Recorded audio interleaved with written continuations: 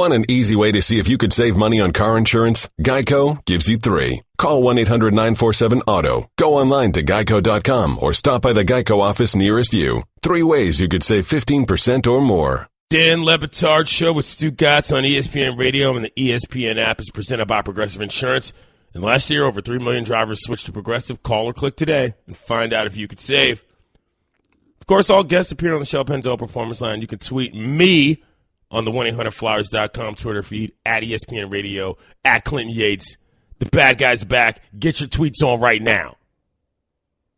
The guys are out trying to get their lives saved.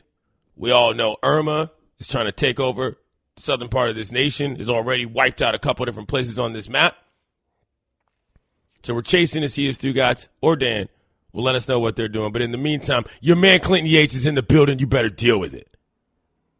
You know the rules. If you come incorrect in my mentions, I will embarrass you in front of your friends and your family, and I will not apologize. That said, it's just me today.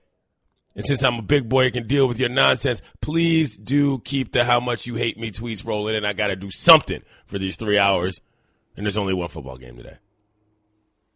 Speaking of, there's a football game today. I just mentioned that. Did you hear that? Good. We're going to work on listening comprehension today, kiddos. So let's follow along.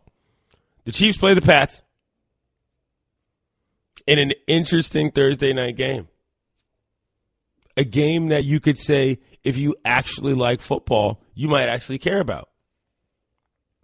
A game that has some level of, I don't know, importance on the AFC if you actually believe there are teams that can compete with the Patriots.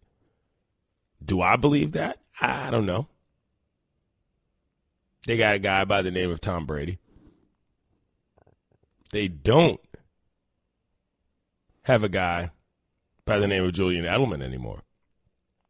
They do have a guy by the name of Danny Amendola. And because that offense just plugs and plays like so many Apple products that you buy for no reason, just because you want to have them, there are people who thought that this was going to be one of the most explosive offenses in the history of the NFL this year. I'm not necessarily one of those people. But there are some question marks with the Chiefs. Alex Smith, is this the year that he's the guy? What are they going to do with him as far as the rest of his career going forward? But if you've come to hear me chalk talk NFL football, you've come to the wrong show. Number one, because it's the Dan Le Batard show. And number two,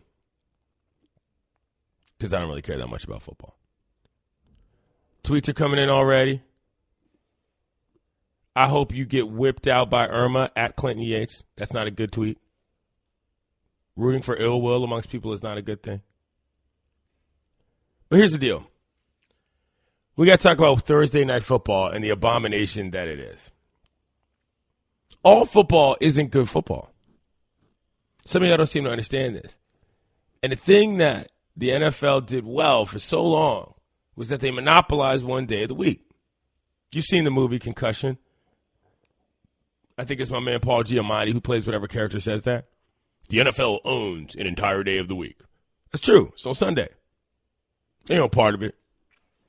Some of y'all like to hang out in church on Sunday and pray to God and so forth and have fellowship and community. I understand that. Some of us get that through football. But, you know, there's Monday Night Football, obviously, which is a different brand in itself. But Thursday has introduced an interesting element that I don't necessarily love for two reasons. Number one, Thursday is sort of an awkward day of the week because I used to like Thursday college football. You know, for whatever reason, I have many memories of Louisville playing Florida State on Thursday nights. Maybe there was one of those games. Maybe there were two. Maybe Louisville beat them in one they probably weren't supposed to, but I feel like I have ACC Thursday Night Football memories on my brain. Those may or may not be real. But secondarily is that it messes up the balance of NFL football. The short weeks, that stuff matters eventually over time.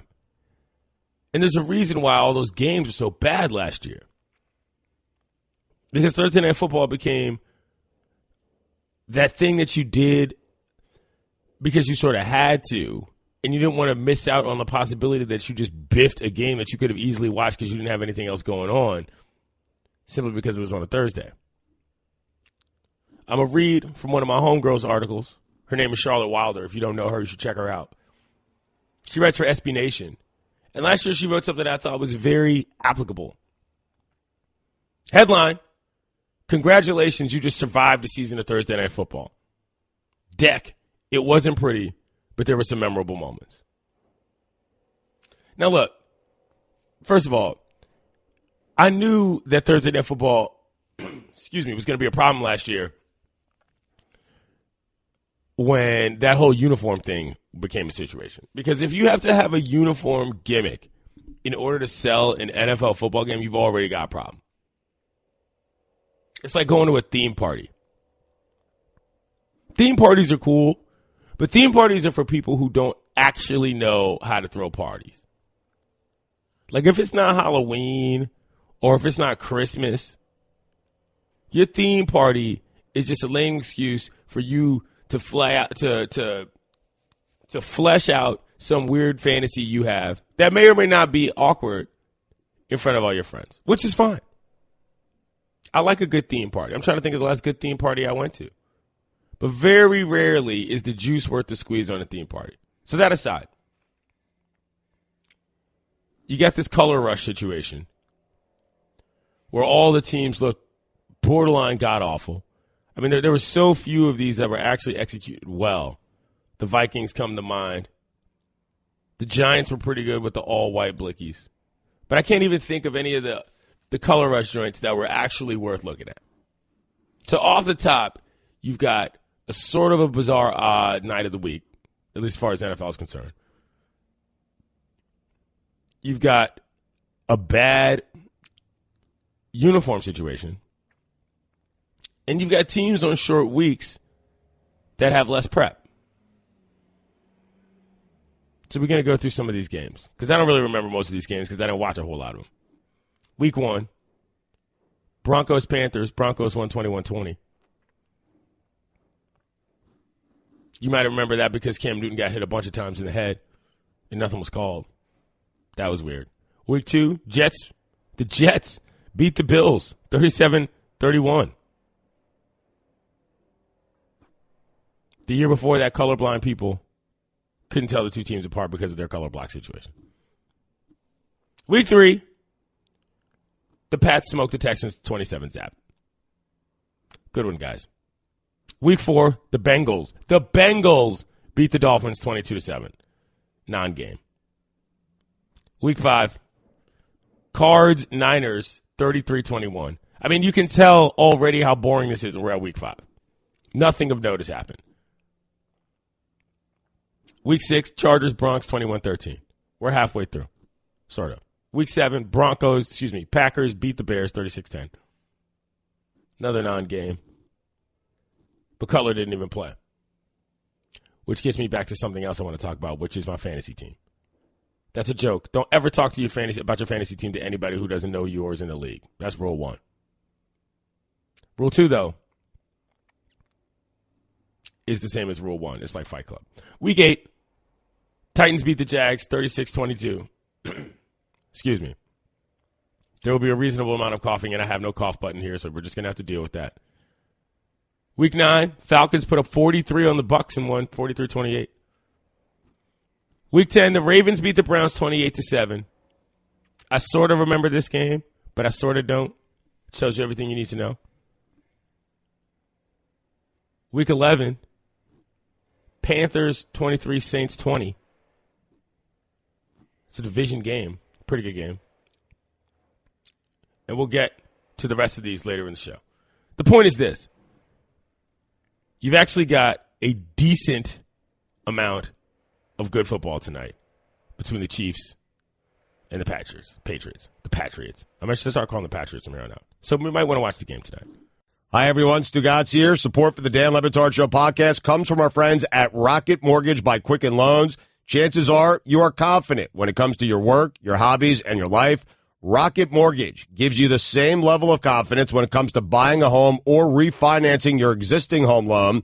Rocket Mortgage is simple. allowing you to fully understand all the details and be confident you are getting the right mortgage for you. To get started, go to rocketmortgage.com/Stugotz.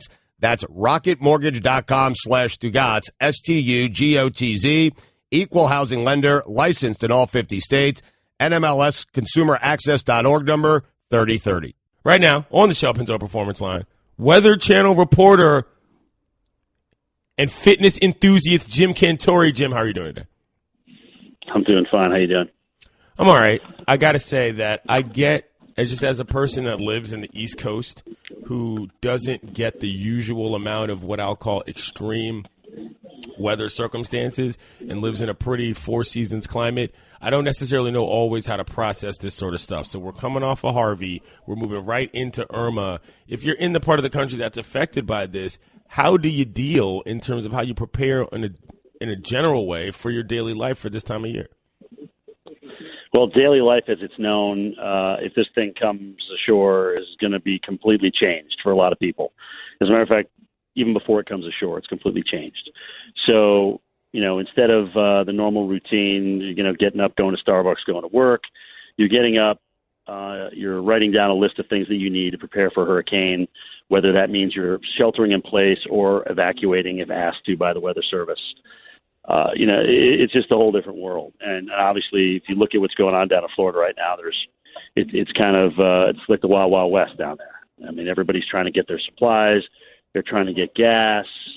They're trying to get out of harm's way in the evacuation zones. Because, this is potentially the biggest threat for South Florida since Andrew. And it's at least twice as big in terms of the size.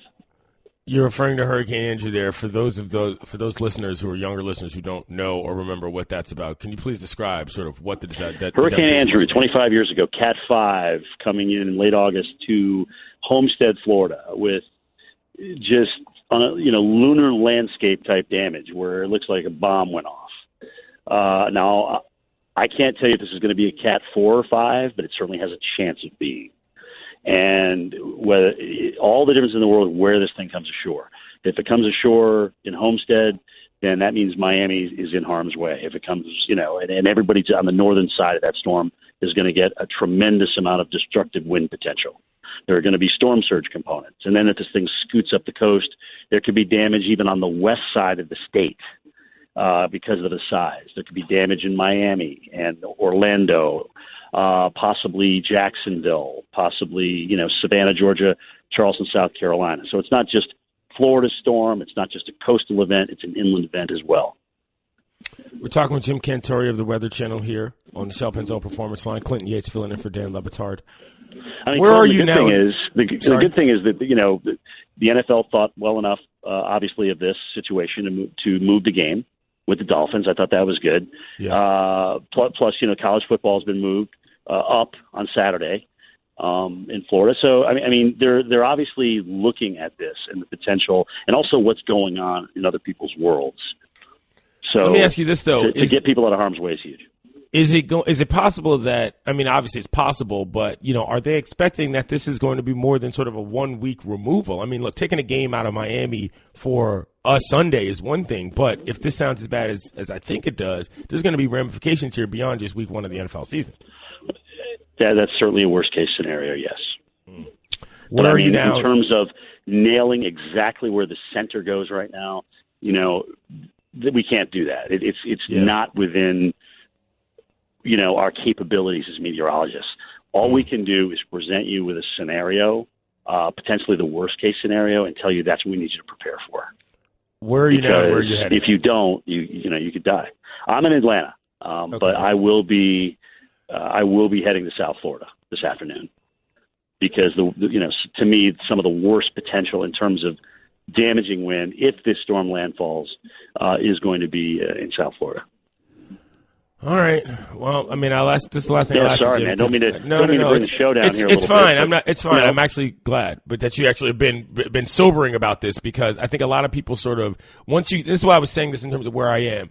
you see one piece of hurricane coverage, you've seen 1,000 in people's minds. But connecting that to what it means for the on-the-ground life and how that affects not just one spot situation in terms of a storm, but the cumulative effect of living in a place like this is sort of what I was wondering about. And it sounds like from your standpoint, not just from a work standpoint, but from a basic human standpoint, that's not easy as it builds up over the years.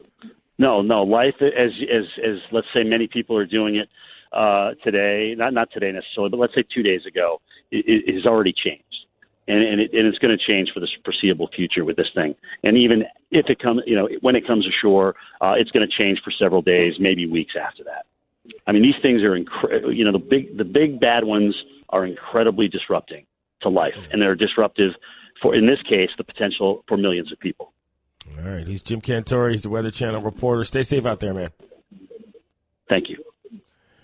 He brought up an interesting point about how the NFL moved the game, and it was obviously the right decision to make. It was not quite a tricky one, but they moved it to Week 11, which is when both teams had a bye week. And if you might have seen me on Around the Horn yesterday, ding, I was actually arguing a different point, which is that I thought that the NFL could have moved this game to a different location instead of to a different week. Now, understand me on this. A lot of what people said was, well, people are more concerned about getting their families together and sort of being safe in the storm, whatever they have to do. And I understand that. Like, I get that. I'm not implying that that's somehow the wrong priority. But what I was saying is that for a league that makes so much money, I would have thought that they might have been able, not might have been able to, because I'm not trying to imply that this is something you could do with the snap of a finger, but you've got teams that are in places that get affected by the natural disasters all the time. It would have seemed to me that maybe the NFL had contingency plans for this sort of thing. Yes, to literally get everybody from their two teams and their families the heck out of Dodge so they could get a football game played. You make millions of dollars for a reason. And I'm not saying that the football should be the priority in the situation. That's not my point. That's not how I feel. That's not how I argue. But if I actually worked for the NFL and I was an actual owner in this league, I might be a little bit more concerned about moving one game and moving everybody involved than I would be with the potential effects of having a team play 16 games in a row from a competitive balance standpoint. Never mind the player safety standpoint. So don't misunderstand what I'm trying to say here. I'm not implying that they should have just had everybody go play a game just so they could leave their families to the effects of the storm. I'm saying it would seem to me that a company making that kind of billions of dollars every year could find a way to get everybody out and play that game in a safer place so that the game goes on and you don't have to find yourself in a situation where one team has or two teams have no bye week for an entire season. That's just me. If you're making all that money, what are you spending it on if it doesn't come down to player safety and family safety overall? You're listening to Love Advice with Leanne. Caller, you're on the air. Hi, Leanne. Long-time listener, first-time caller. Why, in your professional opinion, do you never take my calls off the air? Is this Carl? Yep, it's Carl. I mean, we had a few dates. Everything was great. I thought, Well, when you switch to Geico, you could save a lot of money on car insurance. Okay, awesome. You should call them. I will. Geico, because saving 15% or more on car insurance is always a great answer. And Batard show with Stugotz on ESPN Radio, and the ESPN app is presented by Progressive Insurance. And all guests are on the Shell Pinzone Performance Line. You want to formulate a coherent thought and an elementary school insult? Hit me up on the 1-800-Flowers.com Twitter feed, at ESPN Radio, at Clayton Yates. Get instant gold status at Shell. Join the Fuel Rewards program now at fuelrewards.com/gold. That's because all guests on the Batard show appear via the Shell Pinzone Performance Line. And now for your Sports Center update. 4 Americans are in the Women's U.S. Open semifinals for the first time since 1981. Coverage of those matches starts at 7 Eastern on ESPN. Switching to the gridiron, the NFL season starts tonight with the Chiefs and the Patriots. New England is defending their improbable Super Bowl win from last season over the Falcons, if you forgot that. And lastly, the Mystics won last night, 86-76, over the Dallas Wings. I know, because I was there. For all the latest headlines and information, tune in to SportsCenter on ESPNRadio.com, or ESPN Radio all throughout the day. Joining us right now, my friend, my coworker, former NFL football player, Dominique Foxworth. How are you, Dominique? I'm good. We are coworkers, but you did not come into the office today, and that is unfortunate because I brought donuts. Donuts. You're lost, Mr. Yates. Somebody better have my donuts. That's like my favorite thing that Delonte West ever said. What'd you get? Krispy Kreme, fresh off the conveyor belt, 2 dozen. Nice. So how dare you? What else? Very well. Well, I'm sorry I missed that, but I'm sitting on my couch doing this radio show, so there's that. That is a little bit more fun, I guess. Yeah, in some ways. So, Michael Bennett, look, yesterday when I first saw not only the letter but the video, I had 2 thoughts, Dominic. Number one was that what he was describing did not sound particularly out of the ordinary, and I was not sort of surface level shocked by what that situation involved. And number two, when I saw the video, I was kind of like, well, yeah, I mean, that seems to me like what he described. And yes, although terrifying, I was actually kind of relieved that it didn't end in something a little bit more violent like we're used to seeing. What were your initial thoughts, Fox? Yeah, I don't think I was surprised, and I was talking about this a bunch yesterday, and I said that I don't think that very many black people were surprised, but I feel like we're at a point in society where I don't think anybody is or should be surprised. The problem with the response that I've kind of been pushing back on is this idea of bad apples. And first, to be clear, like, we don't have all the facts. Things could be different, but I'm going to choose to believe Michael Bennett's account until proven otherwise. So I think the difficult thing that I've been pushing back against is this bad apples thing where people are saying, like, well, there are just some bad apples in the police force. And I'm not here to kind of besmirch all police. I just think that it's not about bad apples. It's about our perception in society, and it's something that pervades, like this idea of African Americans as threatening and black men as threatening and violent and almost subhuman. And shout out Dred Scott. That is something that pervades our society and impacts all of us. So I'm pushing back against that and kind of saying that we should not strive to be colorblind. Like, we need to accept that we have prejudices and fight to not let them influence our decision. Because, I mean, it's true. Like, when I see people, as much as I don't want to admit it, I see people without knowing them. I make assumptions about them, and I try to be aware of them and try to force them not to have any influence on the decisions I make or the way that I treat them. Right, which is fine, because you're a dude walking around on the street. You're not a guy who's been vested with authority and carrying a gun. That's where that works. By the way, yes, shout out Dred Scott, 3 Fifths. You know where Dred Scott's buried, Dominique? I don't. Ferguson, Missouri. That is an actual fact. So wow. The other thing about that video is if you watch it and sort of chalk talk it, there's one point where the guy pulls his gun out, the other guy who's not holding him, and he's like leaning over the railing, sort of pointing it at him. And a lot of the things I read said, well, the police stopped him because there was a report of a mass shooting situation and he was running away, he being Bennett. Now, if that's the description, and that is what's going on, to me, this is a very obvious mesh point, Dominique, of where bias meets enforcement. Because to me, if you say there was an active shooter situation, everybody would be running away, because that's what you do when you hear of such a thing. That is an obvious tell on yourself situation about singling somebody out. If you say, well, he was running away because there was an active shooter situation, we ended up putting him on the ground. Am I wrong on this? I mean, what are you supposed to do?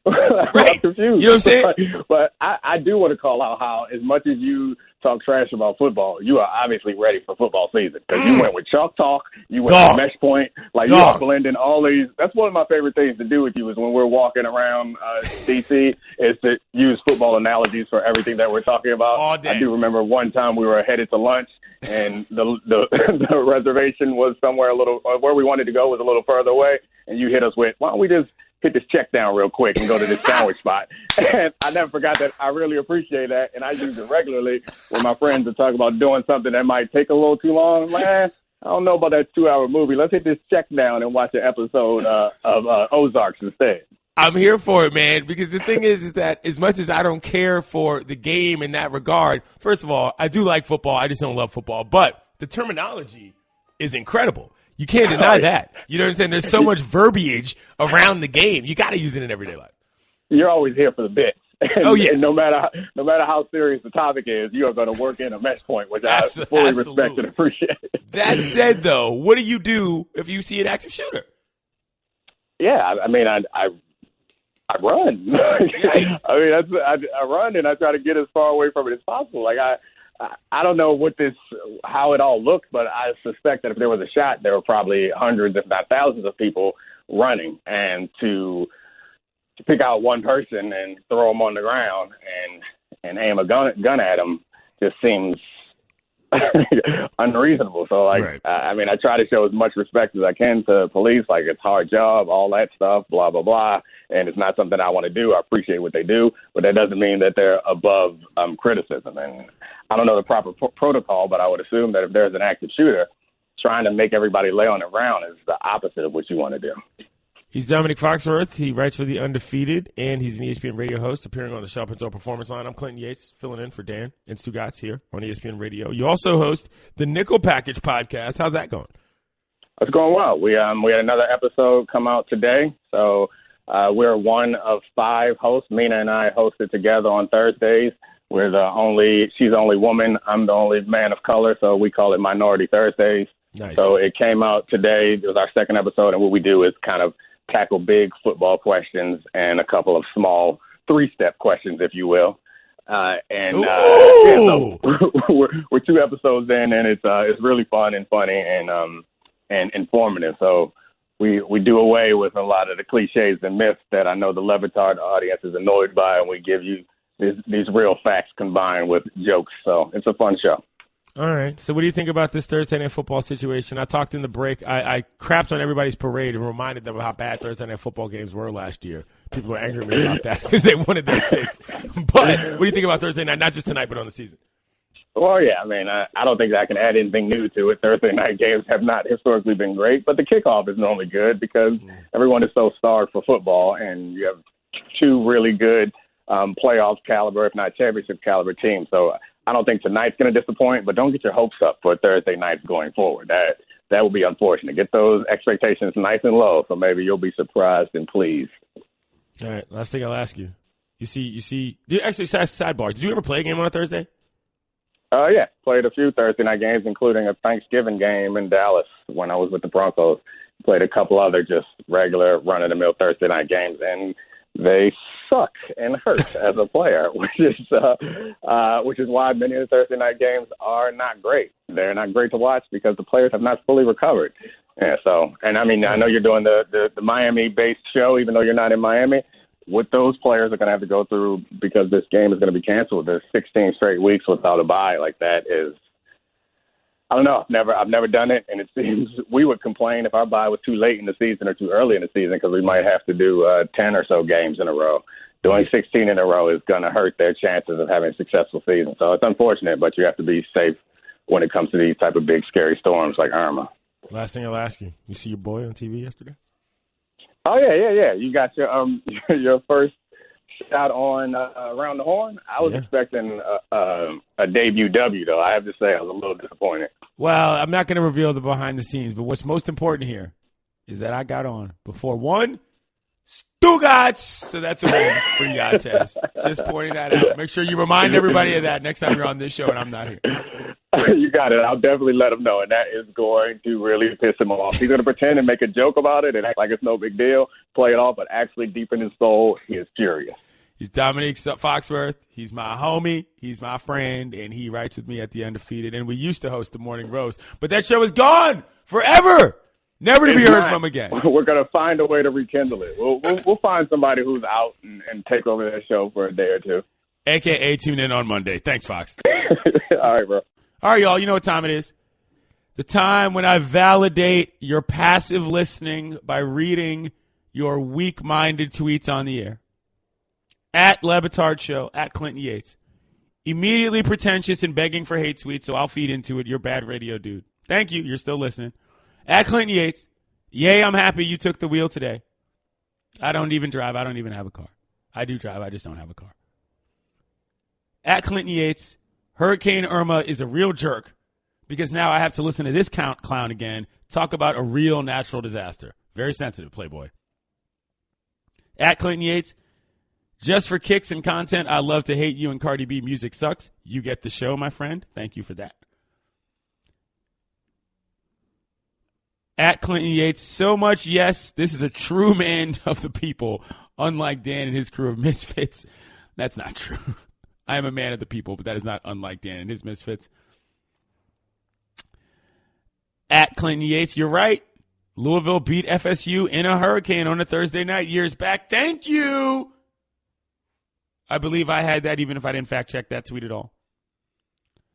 At Le Batard Show, tuning in and hearing Clinton Yates is such a letdown. Thought the same thing when I clicked your AV.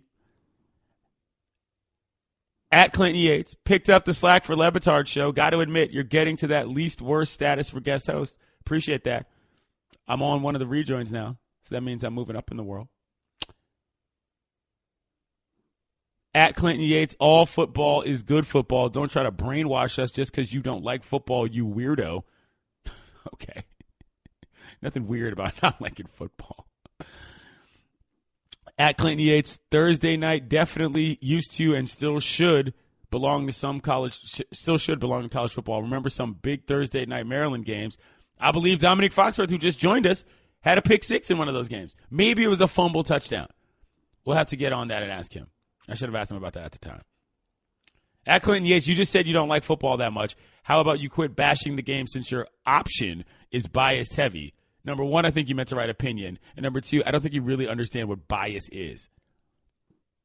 You might want to look that up and understand it a little better. At Clinton Yates, I don't hate you. I just hate how much I say kiddos after listening to you several times over the last few weeks. Sorry about that. But the catchphrase is the catchphrase. The brand is strong. That means things are going well. At Clinton Yates, this is the Le Batard Show. Where's the race talk? Race talk. Race talk. Baiting time. Excellent. So you got the jingle, but you didn't get the race talk just yet. Well, you did get it a little bit with Dominique. At Clinton Yates, don't take this personally. You can't do the show. You don't have it. Your show is nothing like Dan's. At ESPN, fix this. Correct on one. Number two, I don't disagree with you. I do my show. They do their show. I try to blend both styles. You, however, are a good listener. At Clinton Yates, the first 10 minutes have been Cat 5 terrible. I don't disagree with that necessarily. At Clinton Yates, you sound like Jadakiss the rapper. Aha! That's what he does. At Clinton Yates, hoping you guys make it out safe because Clinton Yates is not worth the power used by my car battery to run my radio. Appreciate that. At Clinton Yates, get it together, bro. You sound like a bullfrog. This is how I sound. Jeremiah was a bullfrog, was a good friend of mine. I never understood a single word he said, but he helped me drink his wine. Go look that up. It's on the Big Chill soundtrack. At Clinton Yates, I like you, but really, football is back and you open the segment by raining on our parade about the Thursday product. You don't get the show. Clearly, that's what I'm going to do. You don't get the show. Thank you very much. At Clinton Yates, the dumpster fire that is this first segment has to be put out. Thursday Night Football is more relevant than you. Mind you, Famalam, you have 0 followers, and you don't even have an AV. At Clinton Yates, can you go full ESPN heel and give us some comprehensive Mystics discussion on the radio today? Hashtag for the culture. Why, yes, I can. I went to see my Sticks play last night. Elena Delle Donne played. Chrissy Tolliver played as well.